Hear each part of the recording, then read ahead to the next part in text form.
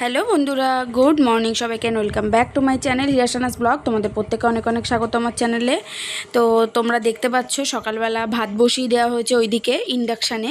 তো ইন্ডাকশানটা যেহেতু তোমাদেরকে আগেও বলেছি যে আমার আলাদা কোনো আর পয়েন্ট নেই, সেই জন্য ঘরেই কিন্তু বসিয়েছি এইদিকে।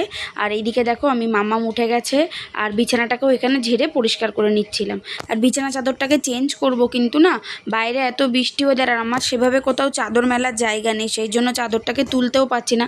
মানে তুলে তো আমাকে সেই জমিয়েই রাখতে হবে, তো যাই হোক ওই জন্য তুলতেও পাচ্ছি না। তো এখন চলো বিছানাটাকে তো গুছিয়ে নিই।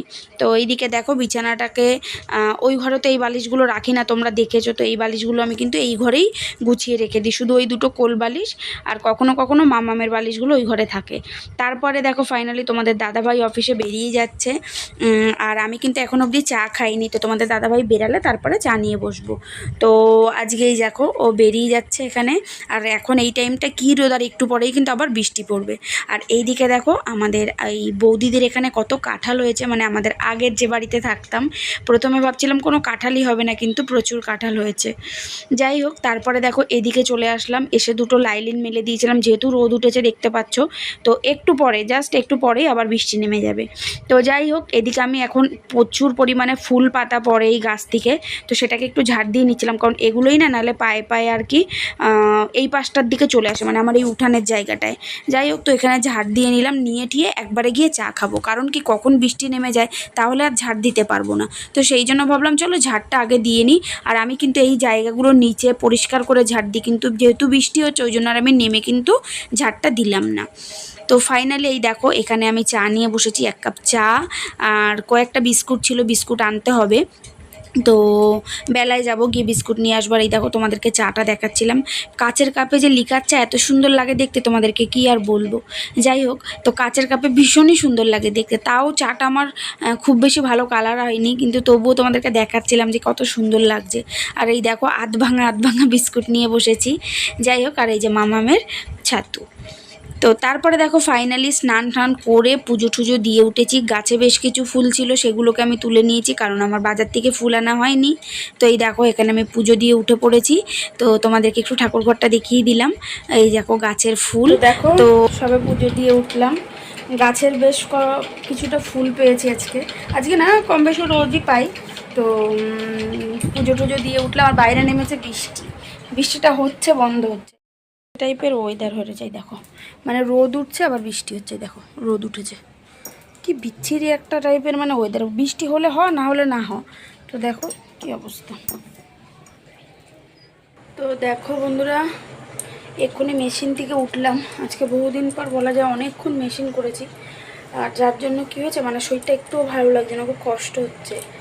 তো মানে তলপেটটা প্রচণ্ড পরিমাণে ব্যথা করছে, জানি না কেন কষ্ট হচ্ছে প্রচণ্ড পরিমাণে। তো এই উঠলাম, ভাবলাম একটু চা খাবো। তো দেখি একটু আগে একটু শুই, ভালো লাগছে না, মানে খুব কষ্ট হচ্ছে। তো একটু শুয়ে উঠি, তারপরে দেখি উঠে চা খাবো। চলো দেখি পরে আসি। তো যাই হোক সন্ধ্যাবেলা মাথা ব্যথার জন্য প্রচণ্ড কষ্ট পেয়েছি, কিন্তু ওষুধ খাইনি। তোমরা জানো মাথা ব্যথা আমার কি করে কমেছে হচ্ছে আমার সোনা মাম্মাম আমাকে ছোট হাত দিয়ে মাথা টিপে দিয়েছিল।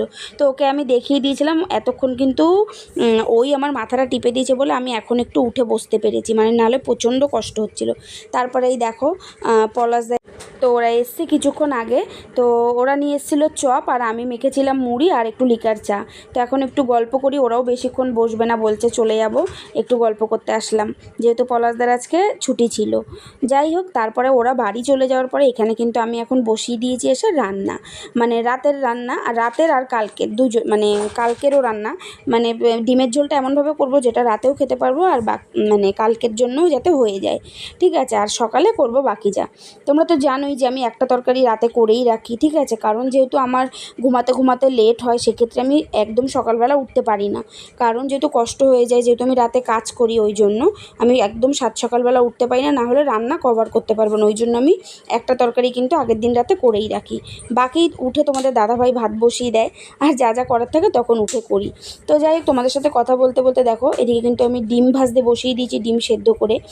আর এখানে শিলে মশলা করে নিচ্ছিলাম, কারণ যেহেতু একদম অল্প একটু মশলা, আর অল্প একটু মশলা না মিক্সিতে হতে চায় না, মানে আমার মিক্সি তো মেনলি হতেই চায় না, আর ইচ্ছাও করে না ওই একটুখানির জন্য বের করতে।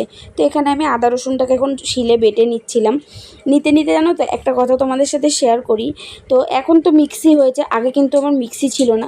তো আগে আমার 2 জনের বলো আর 5 জনের বলো আর 10 জনের বলো, যাদেরই রান্না করি না কেন সব মশলাই কিন্তু আমাকে শিলে করতে হতো।